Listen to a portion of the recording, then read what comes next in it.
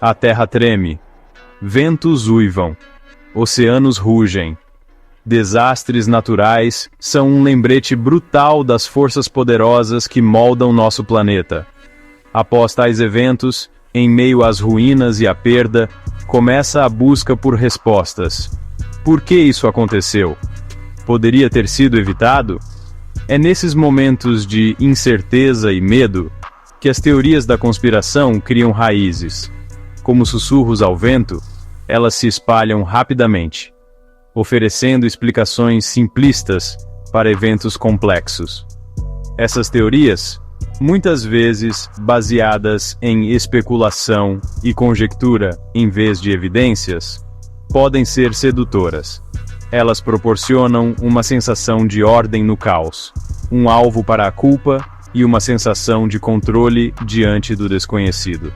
Mas seu impacto pode ser abrangente e profundamente prejudicial. Ao longo da história, os desastres naturais têm sido terreno fértil para teorias da conspiração. Desde o grande dilúvio descrito em textos religiosos até a peste negra que devastou a Europa, a humanidade há muito busca explicações para eventos catastróficos. Essas teorias muitas vezes refletem os medos e ansiedades da época.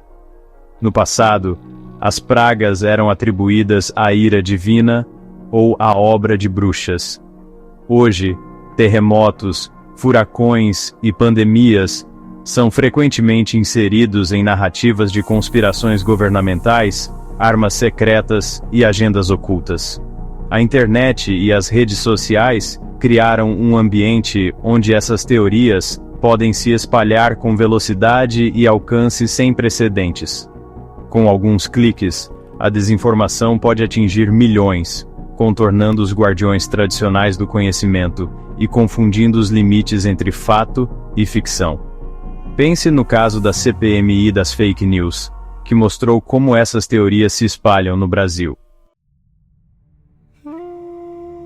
Em 2011, o terremoto e tsunami de Tohoku atingiram o Japão, desencadeando o desastre nuclear de Fukushima Daiichi. Este evento catastrófico não apenas devastou a região, mas também deixou uma marca indelével na memória coletiva do mundo. As imagens de destruição e desespero foram transmitidas globalmente, chocando e comovendo milhões de pessoas. O evento enviou ondas de choque ao redor do mundo, não apenas por seu impacto devastador, mas também pela onda de teorias da conspiração que se seguiu. As notícias sobre o desastre dominaram as manchetes internacionais, e as reações de choque e tristeza foram universais. No entanto, em meio a essa tragédia, surgiram vozes que questionavam a narrativa oficial. Alguns alegaram que o terremoto não foi um desastre natural, mas um ataque deliberado, talvez orquestrado pelos Estados Unidos ou até mesmo pelo próprio Japão. Essas teorias ganharam força em fóruns online e redes sociais, onde a desconfiança em relação às autoridades e a busca por explicações alternativas encontraram terreno fértil. Outros sugeriram que o tsunami foi um fenômeno provocado pelo homem, causado por explosões subaquáticas ou testes secretos de armas. Essas teorias, embora sem fundamento, capturaram a imaginação de muitos, alimentadas por vídeos e evidências que circulavam na internet. Essas teorias persistiram apesar da falta de qualquer evidência confiável. Cientistas e especialistas rapidamente desmentiram essas alegações, apresentando dados e análises que confirmavam a natureza natural do desastre. No entanto, a persistência das teorias da conspiração mostrou como a desinformação pode se espalhar rapidamente em tempos de crise. A comunidade científica concordou amplamente que o terremoto e o tsunami foram desastres naturais, resultado do movimento das placas tectônicas em uma das regiões sismicamente mais ativas da Terra. Estudos geológicos e sismológicos forneceram evidências claras de que o evento foi causado por forças naturais.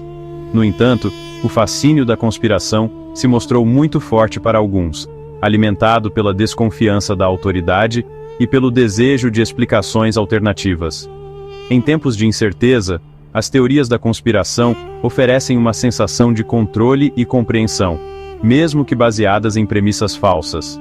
A busca por respostas, por mais errôneas que sejam, reflete a necessidade humana de encontrar sentido em meio ao caos. Seção 4. A Fúria de Milton. Uma tempestade de dúvidas.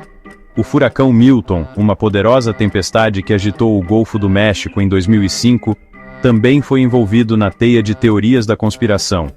Com ventos que ultrapassavam 150 milhas por hora, Milton deixou um rastro de destruição em seu caminho, afetando milhares de vidas e causando bilhões em danos.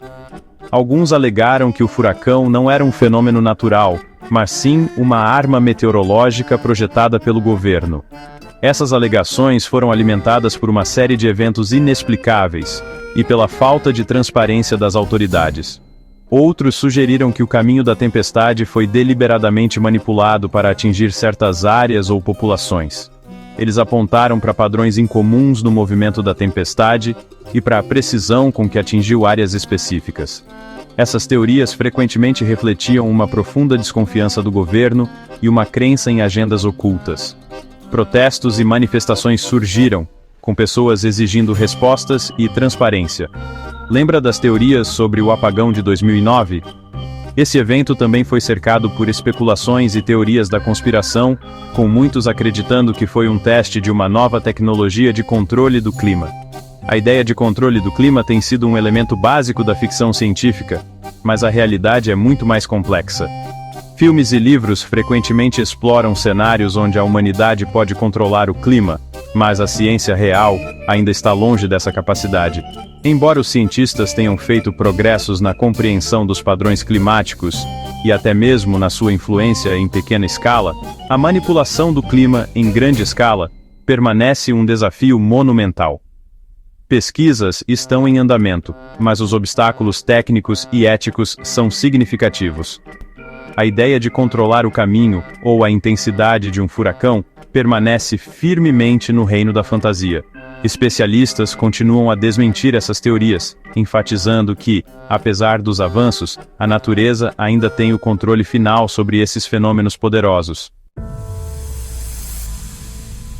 Seção 5. A Psicologia do Medo. Encontrando controle no caos. A mente humana é programada para buscar padrões e explicações, mesmo diante da aleatoriedade e do caos. Isso é uma característica evolutiva que nos ajudou a sobreviver em um mundo imprevisível.